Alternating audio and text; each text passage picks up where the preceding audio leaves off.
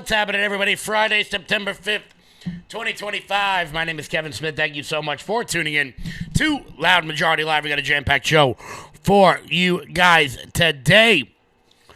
Let's see. We got 22,000 kids have been found that were lost under the Biden administration.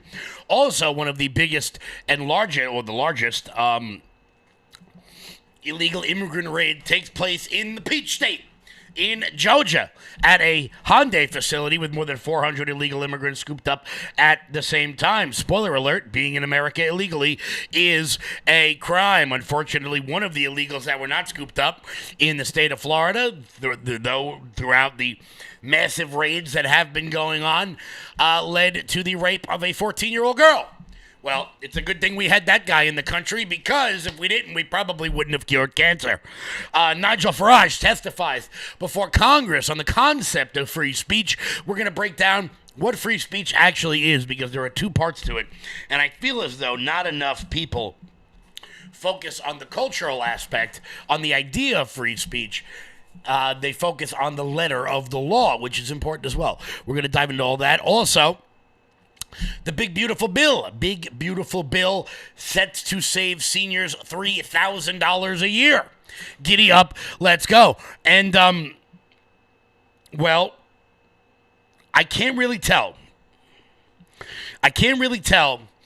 if Jim Acosta is trying to look like Rosie O'Donnell or if she's trying to look like him. But very soon, they may become the same person, as the deranged Irish woman completely and utterly, I don't even know what you'd even call her now. She's lost her marbles. I'd say she lost her looks, but let's be honest, never really had those. Before we get started, guys, do me a favor and smash that thumbs up button wherever it is you may be watching. Also, share this video out all over the place. We rock, we roll, giddy up, let's go. I'm liking it a lot. Let's pop this live chat up onto the screen. Boom, there we go. Oh, what the hell happened here? Let's pull that over. Let's pull that one over. Before we get started, guys, do me a favor and head on over to loudmajorityusa.com. That's loudmajorityusa.com. Sign up for the newsletter. Check out our shop. That is the best place to support this show and everything we've got going on over here at the Loud Majority. Quick programming note for anybody in the local area: I will be at the East Northport Fair, registering voters, getting the good word out all weekend, Saturday and Sunday. I'll be at the East Northport Fair. Come on down and say hello, because you know we can't stop, won't stop ever on this network. Giddy up, let's go. What's up, Natalie? How are you? Darlene, what's happening? Tim Huff, how are you? Shout out, everybody. Let me know where you're watching from, what platform you're watching on, all the good stuff. Make sure you're sharing this video out. We're going to have some fun. Dee Dee, what up in Nebraska? I may be coming out to Nebraska very soon. I may be making my way out to, I don't know. I'm not really sure what the hell you guys call yourselves in Nebraska, but I'm going to head out there. Maybe I'll have some good steaks. Once again, guys, head on over to loudmajorityusa.com and use promo code RUMBLE to get 20% off everything on the website. That's promo code RUMBLE to get 20% off everything on the website. What are we talking about? Northport is where it all began. Yeah, JV, that's right. That was one of the first rallies we ever had in Northport. Funny, JV, I'll tell you a quick story about that East Northport rally. So if you guys that don't know, when me and Sean started the Loud Majority, one of the first rallies we did was at the East Northport Stop and Shop. And the reason why I knew that this parking lot was going to be great is because I worked there at the time. Naturally, I called in sick the day of the rally. So we put about 10,000 cars in this parking lot, and obviously everybody in the store was very befuddled at what was happening outside. So my boss went outside to look at what was happening, and there he saw his employee who had just called in sick attending the rally, running the rally, that was happening in the parking lot of the store that he called in sick to. So a little behind the scenes there from the Loud Majority. Always good stuff. Always good stuff. But you guys see the headline of the show today. The Trump administration has announced that of the almost several 100,000 kids who have completely gone missing under the Biden administration so far. And look, I want to be clear, this is not a large enough number. However, for more than 22,000 families who have now found the children that have been lost, this is a big deal. Troubling findings show thousands of migrant children were given to unvetted sponsors under President Biden. Fox News has an exclusive look at the federal team working to find them now. Brooke Taylor is live in Dallas. She's got the latest for us. Good morning, Brooke. Hi, Dana. To find them now. Brooke Taylor is live in Dallas. She's got the latest for us. Good morning, Brooke. Hi, Dana. Yeah, this team was created in March to fulfill one of President Trump's key campaign promises that he enlisted border czar Tom Homan with, which is to find the tens of thousands of unaccompanied minors who crossed the border and were ultimately lost in the system under the Biden administration. We found kids in very deplorable conditions, very dirty conditions. We found children who have been raped. We got exclusive access to the team operating from what they call the War Room in Washington, D.C. Working under the Department of Health and Human Services, the team is made up of volunteers from agencies like the FBI and Homeland Security investigations.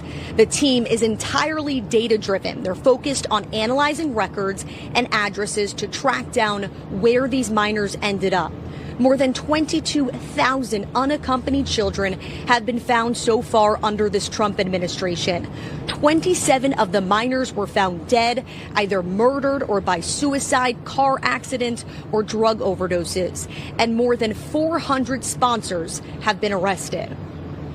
We're talking about debt bondage, where children are being made to work off debt, trafficking debt. We're talking about children that were brought into situations and then treated like sexual slaves. In early 2021, record number of children became crossing the border. According to HHS, between 2021 to 2024, more than 470,000 unaccompanied children crossed into the United States. Records show that many of these children were released to sponsors under very lax vetting policies.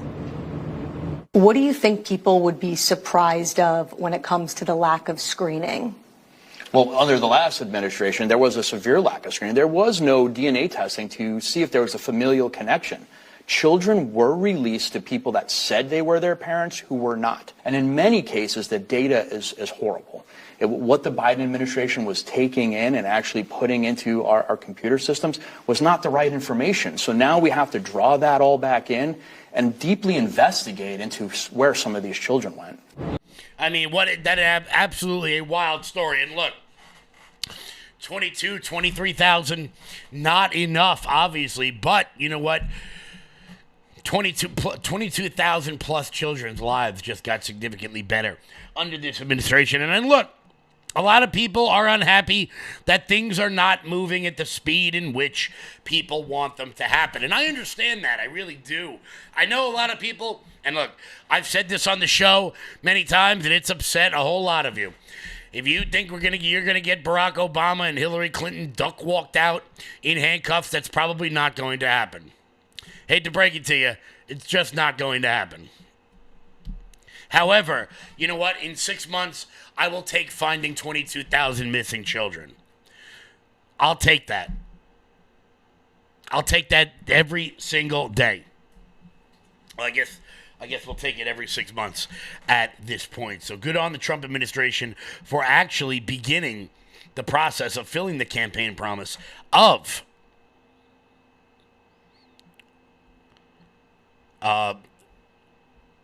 actually doing their campaign promise and finding some of these missing kids. Thank God they did that. Absolutely. Thank God. But guys, we're going to move on real quick. Do me a favor and hit the thumbs up button. Share the video out all over the place. Share it out. We are rocking. We are rolling here. Oh, what do we got next? Well,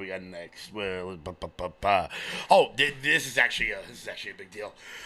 This jobs report that came out that apparently has got the markets a little bit shook up today, with the Dow being down about 200 points, 0.5%, with the Russell Index being the only being the only market that is currently up following a negative jobs report, with the U.S. economy adding 22,000 jobs in August. Now, this is a lot lower than expectations, with the unemployment rate still hovering at around 4.3%, about 1 percentage point above what they consider to be full employment. Now, what I find to be so ironic about this entire thing is that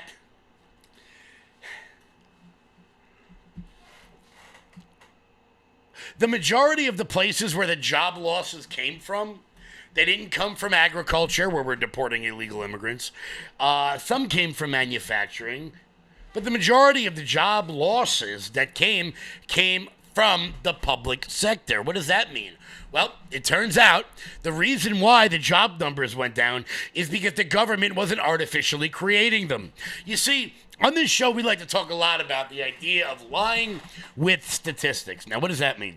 Turns out, if the government wants to have good job numbers, they just add jobs. Why? Because they aren't the ones paying the bills. And I've said it numerous times. I've said it with every administration, with this one, with the Biden administration. The government doesn't create jobs. If me, in my private business, want to hire someone, I'm doing that on my own success and my own accord. I'm not doing it based on the government telling me to do it. But the majority of the job losses that came in August came from the government sector. Why? Because we keep firing people. Good. And look, am I happy that people are losing their jobs in government? No. They should have never had those jobs in the first place. If the government pays one guy to dig a hole and another guy to fill in the hole, those are two useless jobs that we do not need. It just is. But it's not just the job. It's the health care cost, and it's the pension, and it's the lifelong payment that we now have to dole out that we don't have to do anymore. The Bureau of Labor Statistics in its monthly report said that the total non-farm payroll employment changed little in August, adding 22,000 jobs, and has shown little change since April. The Bureau of Labor Statistics reported today the unemployment rate at 4.3% also changed very little in August. A job gain in healthcare was partially offset by the loss in government jobs and in mining, quarry, and oil and gas extraction. Yeah. That makes sense. You know why? Because most of the places where it's the hottest aren't pumping that much oil in August. See, people don't really understand how oil works, how gas works. When you go to the pump, you're not actually paying for the gas you're putting in your car. You're paying for the speculation of the next tank of gas you're putting in the car.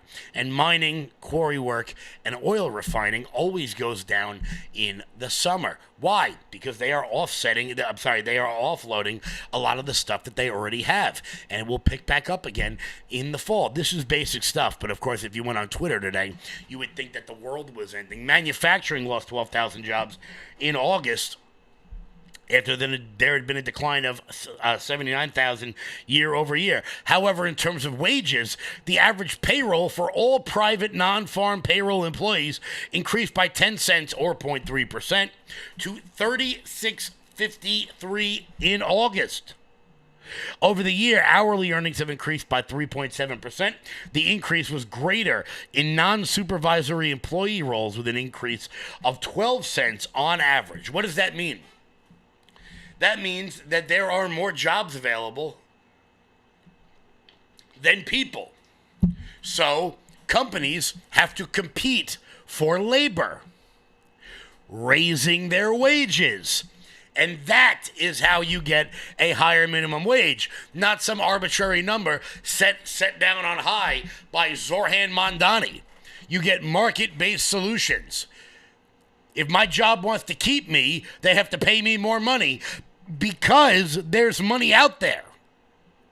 Because there's money available. The lower number comes at a time when Trump has been pressuring the Federal Reserve Chair Jerome Powell to decrease rate. A rate cut could spur more investment and possibly greater job numbers. So, of course, a lot of the job market stuff is depending on whether or not Jerome Powell will cut the rates coming up, which one would think that he would have to at some point, unless he wants to continue to toil with the economy. So, look, I keep being told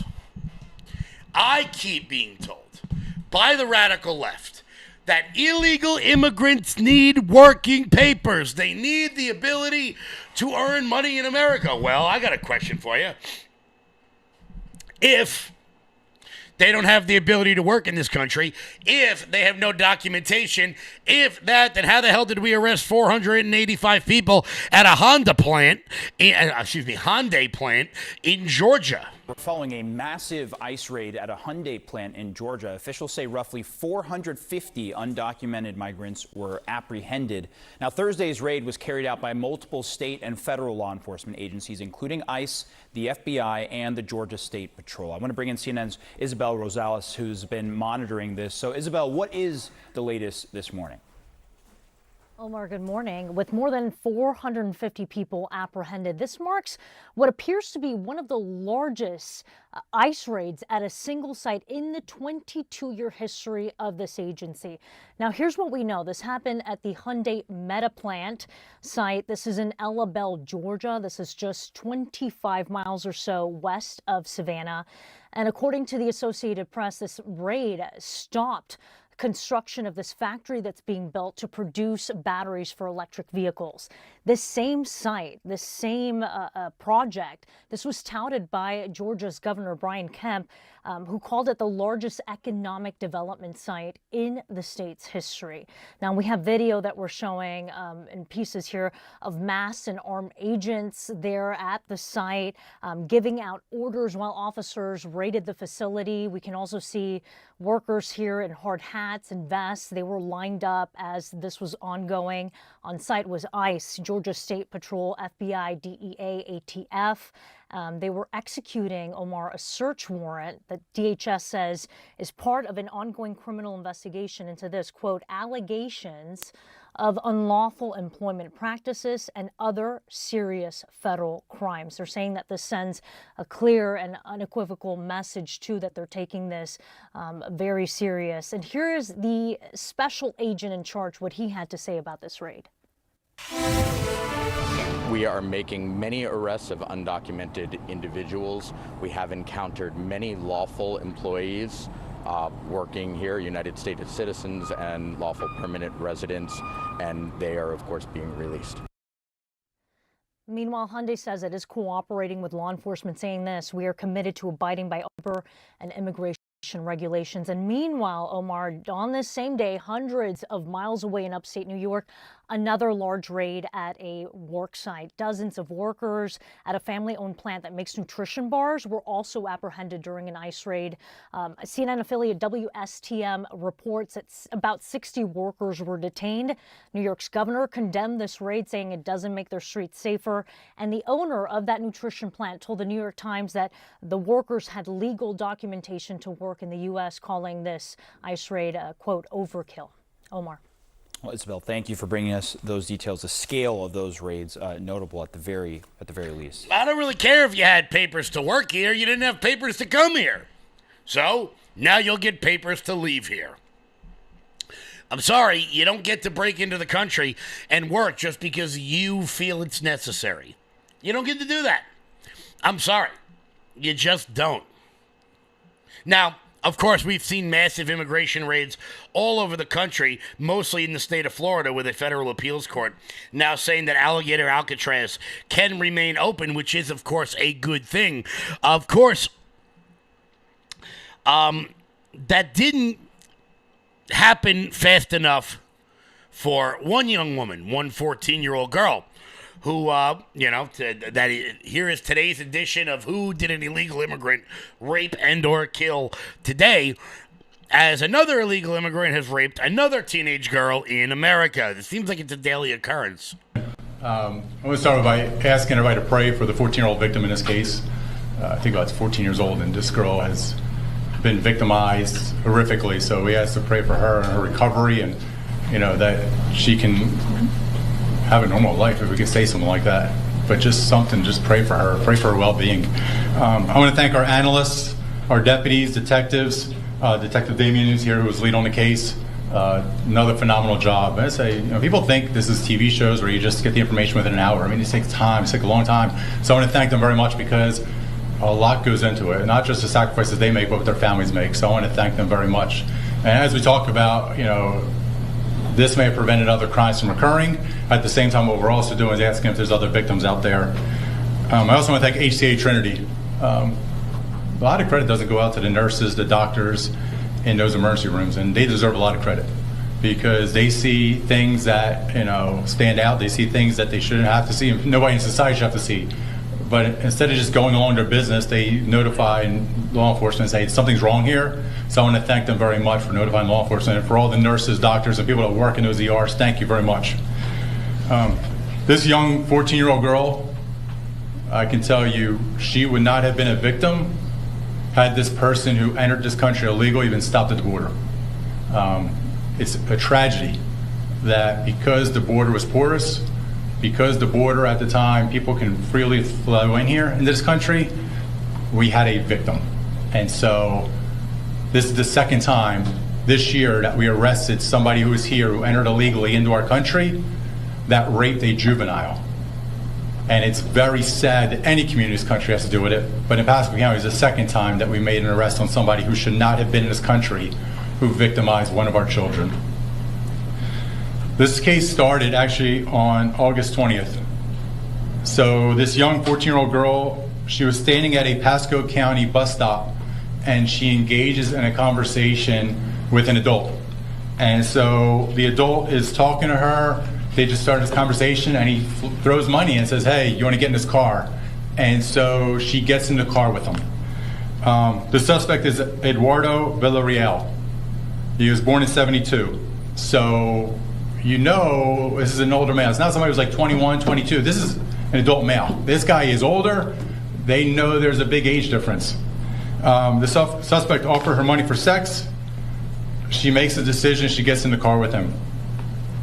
Over the next 2 weeks, the suspect and the victim go to different locations in Pasco County and Pinellas County. They frequent motels, they go to strip joints, they go to liquor stores, which I'll talk about in a little bit. At one point, she does tell him, "I am 14 years old." So this adult male knows he's having sex with a 14-year-old girl, and he continues to do this. He continues to pay her, he continues to buy her alcohol. At one point, during these 2 weeks, he also forces sex on her. He holds her down, he holds his hands over her mouth to keep her quiet, and he forcibly rapes this young girl. This is the part where, we always tell people out there, pray for these victims, because they've been through tragedy. Talk about post-traumatic stress. This young girl is going to deal with this for such a long time. Finally, she was able to be saved on Tuesday, September 2nd. Tuesday night, she discloses to an adult that she's intoxicated and she's been raped by this adult. Thankfully, HCA Hospital cooperated with us. I'll tell you, her blood alcohol level was 3 times higher than what a legal limit for an adult was. 3 times higher. She's 14 years old, and she's 3 times higher what would be legal for an adult. I can't imagine the amount of alcohol that she was received from this suspect in this case. It's a good thing we let him into the country, I mean, I don't know what would happen if we didn't let this piece of shit into America. I guess the Statue of Liberty would be crying. I guess we wouldn't be living up to that ridiculous Emma Lazarus poem that she decided to carve into a rock like 150 years ago that apparently now dictates America's foreign policy. Here's what I think. I think we ought to do some brajol cutting. That's what I think. I think that's what we should finish. We should take this guy and finish his bris. That's what I think. I don't know. What do you guys think? I'm curious what you guys think. Hold on. Let's see. There's somebody in my chat who's going to annoy me. There's someone in my chat who's going to annoy me. Who apparently, Deborah Hornfelt. Apparently, she's very upset that 22,000 kids were found because, it might give Trump a win. Deborah Horn, she lives in my comments section. Probably just got done feeding the cats, so she didn't really have much else to do today. But who let me know that Operation Dragonfly was done in June. Okay, well, we're still finding kids. So I'm not really sure what the hell you're even talking about here. Who knows? What are you going to do? I'm sure she'll be in the comments talking about Epstein soon, because that's all the left has. That's all the left has. Sure, they don't want to bring up the fact that, interns are being murdered on the streets of Washington, D.C. She's not going to talk about that. She's not going to talk about the fact that it's time. Brian Collier says, I bet they were found in Joe Biden's basement. Yeah, well, Hunter's going to be Hunter. Hunter is going to be Hunter.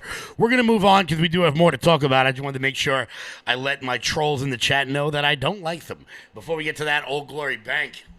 When big banks decide who gets access to America's financial systems and who doesn't, who do you think gets left out? Middle Americans who proudly wave their pro-America values. Cancel culture in banking is corrosive. It limits your participation in a vibrant, free market economy. Fortunately, you can fight back. You now have the opportunity to invest in the bank that's investing in a fair American banking system, one based in freedom. Ownership in Old Glory Bank, the pro-America online bank, is here. Old Glory Bank is a full-service FDIC-insured bank that's the alternative to overreaching, un-American big banks. We stand for privacy, security, and liberty. We stand for freedom, family, faith, and the flag. We stand for all the values you stand for, and for the values big banks can't stand. So help keep banking in the hands of Main Street, not Wall Street. To invest in Old Glory Bank, go to oldglorybank.com. Guys, becoming the next Prime Minister of the UK is hard, but do you know it isn't? Switching banks over to Old Glory Bank. Guys, head on over to oldglorybank.com. Lock in those interest rates before Jerome Powell loses his job or lowers them. Who knows? Any day now, either one could happen, guys. Head on over to oldglorybank.com. That's oldglorybank.com and support the people who support this show. And look, guys, get a high interest savings account right now. Go to oldglorybank.com. So you heard me mention the next Prime Minister of England, Mr. Nigel Farage. Quick story about Nigel Farage. I know Nigel Farage very well, and I'm going to tell you why. For anybody in your life who told you that one day these would kill you, I met Nigel Farage in the smoking section at Turning Point a couple of years ago, and now every once in a while I run into him there again because we are both smokers. So whoever told you that smoking would kill you one day, they lied to you. One day you'd get to hang out with the next Prime Minister of the UK. Well, he testified before Congress over the weekend about a myriad of issues, particularly regarding big tech. And he decided to have a little bit of fun at the expense of Hank Johnson, who I have to imagine grade school was pretty rough with that name, Hank Johnson, but decided he was going to have a little bit of fun with him. Let's watch the whole thing. Thank you, Mr. Chairman. Mr. Farage, welcome to the United States of America. This isn't your first time here, correct? Correct. You were here in 2024 in Milwaukee, weren't you? I've been coming here since 1982 on a very regular basis. I work for American companies for many, purpose many were years. you coming to Milwaukee for? Why did you come to Milwaukee? I've been in Milwaukee many times. I think that particular in 2024 was the convention. The Republican I think convention. That's right. I think you're right. The Trump convention. I think you're right. Very good. Where Trump was coronated. Well, he won, didn't he? I mean, yes, he had already won. We already knew who had won. It's called political and it was parties. his coronation, and you attended, and you also attended Trump rallies, correct? I've attended lots of Trump rallies. Make America Great Again rallies, yes. Many of them. And you upbeat, publicly, optimistic, happy, wonderful, joyous you events. publicly yes. endorsed his... I thoroughly enjoyed them. I've even spoken to the You endorsed him for president, and you attended his election night watch party. I did. And you consider Trump to be your mentor, correct? No. He's not your mentor? No. But he is somebody who you want the support of. And you have the support. Yes, I do. I think he's a very, very brave man. Because you are getting ready to run for Prime Minister of Great Britain, correct? Oh, I've been trying for years, yeah. And as it stands right now, you head up a party How many seats in the parliament are there? 651, if you include the speaker, that is. 650. Yes. And how many how many seats does your party hold? How many seats do the opinion polls say we're going to get next time? Is that your No, question? I mean, I the see. numbers don't lie. You only have 4 seats, right? I'm afraid so, yes. And so you are indeed the leader of a fringe party. Oh, I'm a fringe, all right. Don't worry about that. Yes, absolutely. Everything I've ever done. And as a fringe party leader seeking to run for Prime Minister of Great Britain, you need a lot of money in order to blow up like the MAGA movement has blown up. What you need is a message of truth and a message of hope. And well, you need money also, right? Money's helpful, but it's not the primary thing you need. So the first thing that came out of the chair's mouth this morning during his opening statement had to do with Elon Musk. Yeah. And you're carrying water for Elon Musk today, aren't you? From what I can see, Elon Musk is abusive about me virtually every single week. But it's a free country, so but you never stop trying to ingratiate yourself with him. Wrong. Well, I mean, wrong. You are familiar with the fact. Wrong. You are familiar with the fact, Mr. Farage, I have had a public fallout with Elon Musk. That Donald Trump's campaign benefited to the extent of $250 million from Elon Musk. How much? You are familiar with that, correct? How much did Mr. Zuckerberg give to the Democrats? I mean, this is what happens, and people are. Well, he didn't give any money let me be clear. to the Democrats. He was sitting behind Trump with the rest of the tech bros, and you are here today I'm going to answer to your impress question. all of those tech bros, including Elon Musk. Isn't that correct? I'm going to answer your question very, very honestly. You need money from Elon Musk in order to get elected Prime Minister of Great Britain. That's the bottom line. Isn't that correct? We consider all day, as long as the chairman allows us. I don't mind. I had a very public falling out with Elon Musk. But you're still trying to get some money from him, though. Over a political issue. It's not about the prior disputes. I'm sorry, you're trying to ingratiate yourself with the tech bros by coming over here and trying to. Can I get a cup of coffee or something? And you're arguing. We'll be here a long time. What you're arguing is that the citizens of Great Britain should pay a tariff if these tech companies are not allowed to violate the laws of Great Britain. Now, why did I show you Hank Johnson there being an asshole? Why did I show you that? I showed you some guy from Georgia berating some guy from London. You don't really care about either one of them because we're going to talk now about democracy and how we've got to uphold democracy around the world, and democracy is all that matters. You heard Mr. Hank Johnson there say that Mr. Farage was the leader of a fringe party because he only held 4 of the 651 seats in the British Parliament. So you might think to yourselves, wow, that really is a fringe party. They only have 4, so could you imagine? I mean, there are almost as many independents in the United States Senate with significantly less seats. He must be the leader of a fringe party. What Representative Hank Johnson does not tell you is Reform UK got the most votes in the recent election. They got the most votes, but only got 4 seats. Democracy. You gotta, when you say democracy, you gotta make sure you throw up the jazz hands. Democracy. So Nigel Farage's Reform Party, which was formed 9 weeks before the election, got the most votes and got the least number of seats in the UK Parliament. Now, I could do an entire show as to why that happens. Maybe I'll bring on Tommy Robinson or Raheem Kassam or one of my friends across the pond one day to talk about how the hell that happens, because it does. But watching Nigel Farage, and I want to be clear, if any of you are political nerds, you need to watch the UK Parliament in real time, the way they berate each other, I would give any amount of money to have our House of Representatives act the way the British House of Commons does. It would be, you'd think the clown show that we are subjected to every day is something. You haven't seen anything yet compared to the UK Parliament, where they all but throw shit at each other across the room.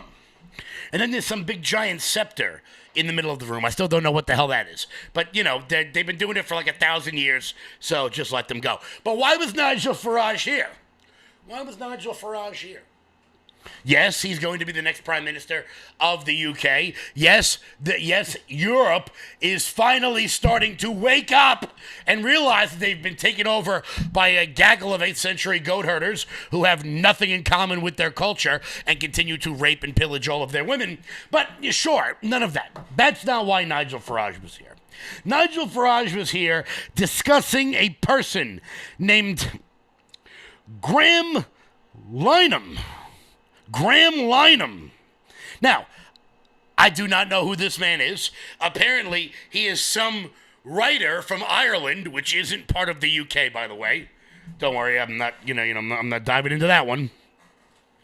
He's a writer in Ireland who flew to Heathrow Airport and was arrested for anti-trans tweets that he posted months ago. And what's happening in Europe right now is going to affect America in terms of free speech. Well, what happened? Let's dive into the story, and then I'll explain it to you. By the way, I don't mean to be rude to any of my friends from the UK, but are you kidding me? That's really what this guy looks like? Really? I mean, I'm sorry. That might be the most European man I've ever seen. You might think a European man looks like Cristiano Ronaldo. No, he actually looks like that. But let's find out exactly all what he did. He's the writer of a show called Father Ted. And he was arrested at Heathrow Airport over 3 anti-trans social media posts. The Irish comedian writer launched into angry hysterics after being taken into custody by 5 Metropolitan police officers in England on Monday after arriving on American Airlines flight from Arizona. Could you imagine that? You fly from Arizona to England, that's like a 13-hour flight, only then to be arrested. It is alleged that on April 19th, so what is that? Is that 4 months ago? 3 months ago? He published a social media post intended to instill hatred and incite violence on the grounds of sexual orientation. Well, what was the post, you may ask? What was the evil post that he put up? He said that men don't belong in women's bathrooms, and if they're there, you should punch them in the balls. To which, that's pretty funny. That's pretty funny. Unsure of your gender? Have somebody kick you in the balls, and you'll find out real quick. That is what 5 armed UK police officers arrested him for. I say armed because in the UK, they don't carry guns. So, they had to send out the UK Special Forces for this guy. That guy brought out the British SWAT team. Now, I mean, look, I want to be clear. This guy, Graham, what the hell's his name? Graham Lynham. I mean, he did something really bad. He put out offensive tweets. Now, if he had, I don't know, raped 1,200 girls in one British town, he would have been treated with the respect and dignity he deserves. But this guy, Graham, apparently has the unfortunate birth defect of being white, so he gets arrested by the British SWAT team at Heathrow Airport. Now, why am I bringing this up? Well, because it turns out Europe has lost its mind. The UK, the place that gave us the Magna Carta and trial by jury and all of the tenets that we hold dear here in America, some of the greatest thinkers in the history of the world. Turns out that they've lost their shit. They're done. They're out there. Kaboom.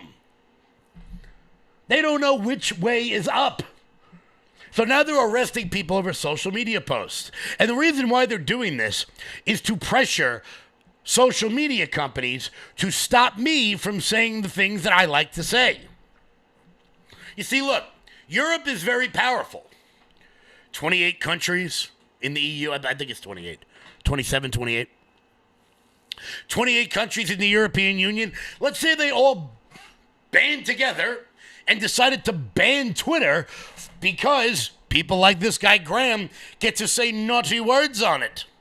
Well, that would force the social media companies to really change the way they police speech. You can't have 1/5 of the world decide not to use your platform and think that they're not going to make changes. And that's what Nigel Farage was in Congress talking about. Here is Nigel. And we, of course, have the extraordinary events that we understood yesterday of Graham Linehan, the comedic writer, and he put out some tweets months ago when he was in Arizona, and months later he arrives at Heathrow. Oh, that's right. I forgot to tell you. He published the tweets while he was in America. So an Irish citizen puts out tweets in America and gets arrested when he goes to England. Heathrow Airport to be met by 5 armed police. Armed police, not a big deal in the USA, a very big deal in the United Kingdom. 5 of them. And he was arrested and taken away for questioning. He's not even a British citizen. He's an Irish citizen. This could happen to any American man or woman that goes to Heathrow that has said things online that the British government and British police don't like. It is a potentially big threat to tech bosses, to many, many others. This legislation we've got will damage trade between our countries, threaten free speech across the West because of the knock-on rollout effects of this legislation from us or from the European Union. So I've come today as well to be a klaxon, to say to you, don't allow, piece by piece, this to happen here in America. And you would be doing us and yourselves and all freedom-loving people a favor if your politicians and your businesses said to the British government, you've simply got this wrong. At what point did we become North Korea? Well, I think the Irish comedy writer found that out 2 days ago at Heathrow Airport. This is a genuinely worrying, concerning, and shocking situation. And I thank you for the opportunity to come here today. Thank you, Mr. Now, we're seeing this all over the world. Now, I've said it on this show before, and I'll say it again, that when Europe sneezes, America catches a cold. Kevin, what the hell does that mean? What the hell does that mean when Europe sneezes, America catches a cold? When Europe sneezes, America catches a cold. Well, some of us have been, talking about I don't really know how you'd say it. I don't really know what the politically correct way is to say it. The Islamic takeover of places like England, places like Berlin, of places like France. Well, I don't want to put too fine a point on it. I don't want to hit it on the head a little too hard, but you might want to check out the new police badge in Dearborn, Michigan. What the hell does that say? Well, I don't know. What does that say? Does someone want to translate that for me? Welcome to Dearborn, where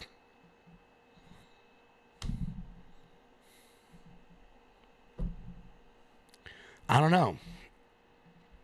I'm just going to leave that there. I'm just going to leave it there. Take that as you will, America.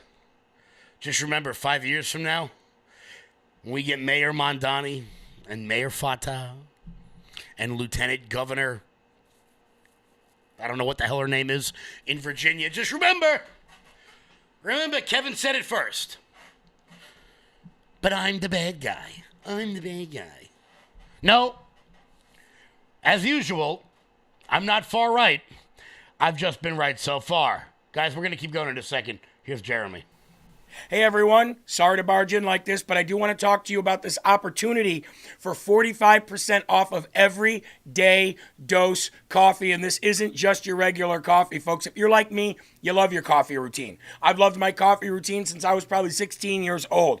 Unfortunately, as I've gotten older, some of the coffee that I love doesn't love me back and does cause bloating, does cause jitters, can only drink so much a day, and there's really only so much I can do with it. Now, Everyday Dose is known as Coffee Plus Benefits. And what I mean by that, folks, is A, there is an ingredients booklet in there that gives you a ton of different recipes on how to make cold brew coffees of all different kinds, lattes, different hot coffees, and more. But the greatest thing about Everyday Dose is it is known as Coffee Plus Benefits, meaning that you're going to have 100% Arabica coffee, and you're going to also have lion's mane, chaga, collagen protein, and nootropics that keep your brain focused. No jitters, no heart palpitations, and a ton of different recipes. And you're going to get a frother, a tumbler, a box set with a bunch of different gifts in it, an ingredients booklet for recipes, coffee, and more for only $27, folks. 45% off by going to everydaydose.com/LFATV. That's everydaydose.com/LFATV. Why not expand your experiences with coffee? That's everydaydose.com/LFATV. But as I show you that, as I show you Irish comedians putting out offensive tweets in America, getting locked up in the UK, a country he isn't from, as I show you that, there is but hope. There is hope. Why? Because Europe is starting to wake up. And I would heed the warning from our European friends, so much so that in Germany, they're starting to notice there is a party in Germany called the AfD. Now, naturally, all of the liberal media is going to call them far right, you know, as a way to hearken back to, like, the Nazis. They're not like that at all. They just happen to like Germany, which, of course, is a crime, have now taken the lead in opinion polls.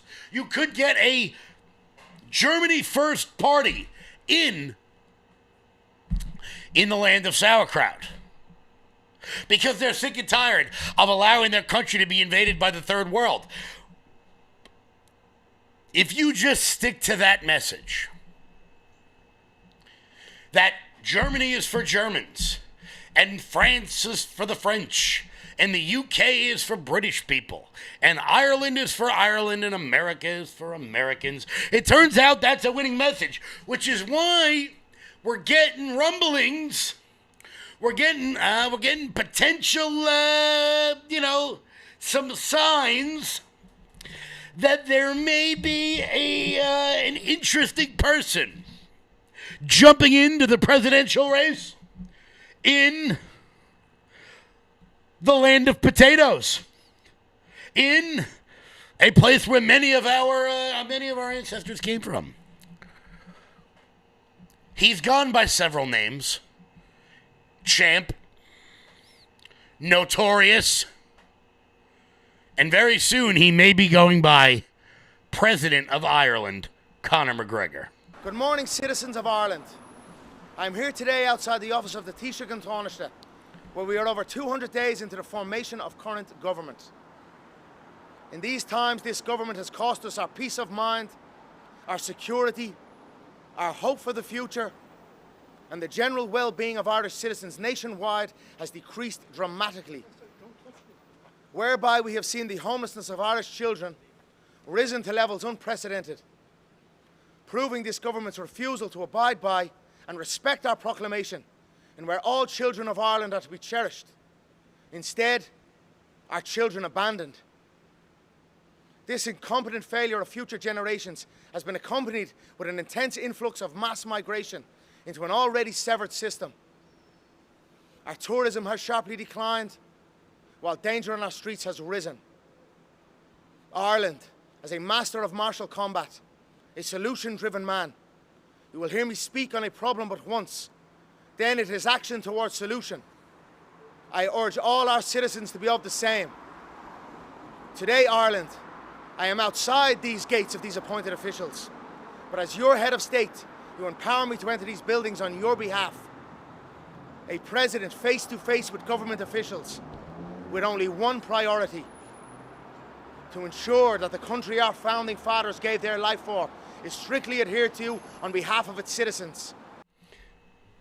President Conor McGregor? All right. I said on Twitter, you know, it's funny. I think this is happening. I'm pretty sure this is happening because on Twitter the other day, I said that I would gladly go to Ireland and help Conor McGregor get elected, and somebody reached out to me in about 9 minutes. Ireland has had enough. And if there's one thing some people may remember about the Irish, it's that it turns out when they get pissed off about something, they really, really, really get mad about it. They get really mad about it. They get like explosively mad about it. So instead of allowing, you know, that shit to happen again, maybe the British politicians could just learn, you know, maybe they could just, you know, do what their citizens want. Maybe they could just do what their citizens want. Now, look, Conor McGregor has got stiff competition, okay? Running for president of Ireland. I mean that. He's going to be in trouble because Conor McGregor, the most famous Irish person in the world, is going to have to run against this guy. That is who Conor McGregor... That's a terrible photograph. Look at how grainy that crap is. What am I doing here? That's terrible also. Somebody give me a damn big picture. Here we go. Let's check this guy out here. Boom. That's a terrible photo. Can I get a better one? Can I get a better one? No, apparently not. Apparently they don't make photographs of this guy any bigger than they already are. You know what? Where the hell are we? Here is the guy Conor McGregor is going to have to run against. That guy. That guy, Michael Higgins. I don't know how many UFC fans we've got in the audience, but something tells me Conor McGregor is going to be able to easily handle an election against one of the guys who look like the bankers from Harry Potter. I'm going to roll the dice there and say it's probably good. So, Europe waking up. Europe waking up. Now, I do feel bad for the Irish. I do. Because they have allowed an influx of lunatics, an influx of the worst people from all over the world to flood into their country. And of course, one of them grew up in the same town as me. So to my Irish brothers and sisters out there, I apologize for giving you this woman, who apparently is doing her best to look like Jim Acosta. One who called for an insurrection. Seriously, why do these two people look so similar? Jim Acosta is 20 years younger than Rosie O'Donnell and possibly not a woman. Yeah. And then did not call the National Guard to come help people. And people died and got hurt. That is on him. And his assassination attempt, a man died during that assassination attempt. Yeah. A man died. Yeah. And it wasn't him. Yeah. And his ear miraculously healed. Ladies and gentlemen, will anyone in the news ever say that without couching it? Yeah. His ear miraculously regenerated. People, what else do you need? One person standing in the way of us all figuring out. By the way, Rosie, if you ever do come back to America, make sure you leave those herpes over across the pond, okay? Might want to put a little something on that, all right? I know you're from Comac, but you don't have to make it that obvious. You don't have to make it that obvious that you used to hang out at Hofstra. The people on Long Island will know what I mean. Guys, we'll be back in 1 second. Before that, Mike Lindell. I'm excited to announce that we're having our first ever mega sale on overstock clearance and brand new products. For example, save over 50% on this season's flannel sheets. Queen size only $59.98. Kings only $69.98. They sell out fast every year, so order now. Save 20% on our brand new My Crosses. They're designed in the likeness of the one I've worn every day for over 20 years. They come in men's and women's, and they're made right here in the USA. Get our 2025 six-piece My Towel sets for only $29.98. Our initial quantities are extremely low, so get them now before they go. And our best-selling standard My Pillows, just $14.98. So go to MyPillow.com or call the number on your screen. Use this promo code to take advantage of our first ever mega sale. But wait, remember that $75 free shipping rule? Well, that ship is sailed because right now, every order ships absolutely free.